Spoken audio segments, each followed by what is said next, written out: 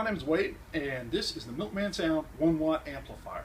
It's actually 5 watts, but it started life as a 1-watt amplifier, and Tim kept tweaking it till he was happy with it, and he liked it at 5 watts. But he's already got a 5-watt amplifier, so this is the 1-watt, because otherwise that would just be confusing.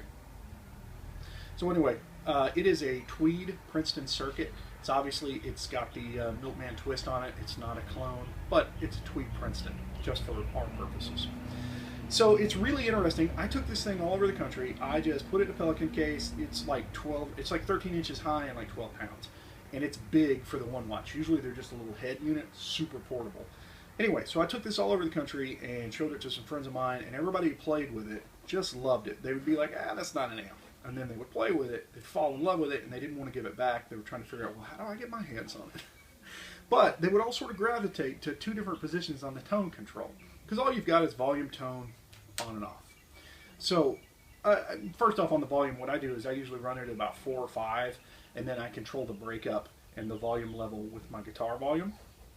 But on the tone control, over here at 4-ish, you've got a really dark, warm amp.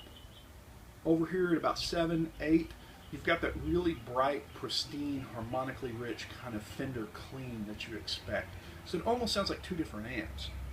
Now, everybody who saw this thought it was a joke at first until they played it, and that's because we've all at some point played a low-watt practice amp, maybe a solid state with a small speaker or something, and it's more novelty than amp. This thing is legitimate. This thing is a studio tool. This thing is perfect for anything where you've got low stage volume, any place where you're going to mic it up and run the PA through it. I sent it with several of my praise and worship buddies who were kind of leery of it at first. Nobody wanted to give it back. This thing takes effects like a beast. Run umpteen delays and verbs through it, as those praise and worship guys are prone to do, and it sounds amazing. Plug a nasty fuzz in front of it, and it sounds like a nasty fuzz. It's just a great little amplifier. But it's hard to argue with a tweed Princeton, and that's what it does. Let's look at the back real quick. I can't remember if I already said this. First off, look at this. At first I thought that was silly. So much cord. Then I flew all over the country with it and was really, really thankful that I didn't have to haul around an extension cord. So, one 12AX7, one 6V6, little transformer, one 8-inch Jensen speaker. We've got an extension out. I don't have an 8-ohm cab, but this thing can power a 4x12, 2x12, whatever you want to do with it. Man, I am endlessly impressed with this amplifier. I have several great amps. They all have slightly different tone, and I find myself kind of gravitating to this one anytime I'm just wanting to play around. And it'll make you a better player, too, because this is not going to hide your mistakes, and it's not going to be so loud unless you really crank it, because it'll get loud.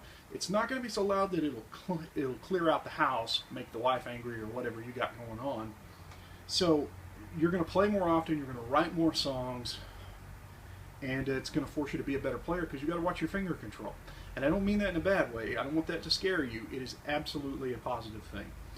I'm trying to think if there's anything else I need to say about it, because it's friggin' awesome, but I can only say it's friggin' awesome so many times. Yeah, dude, check this out. Give Tim a holler. I think they start at like $800–900, and I mean, for a hand-built boutique amp, and I've never figured out how we say that word, so I'll say it real quick so I don't get caught. You can't get a better amp for $800. All right, thank you. Check it out.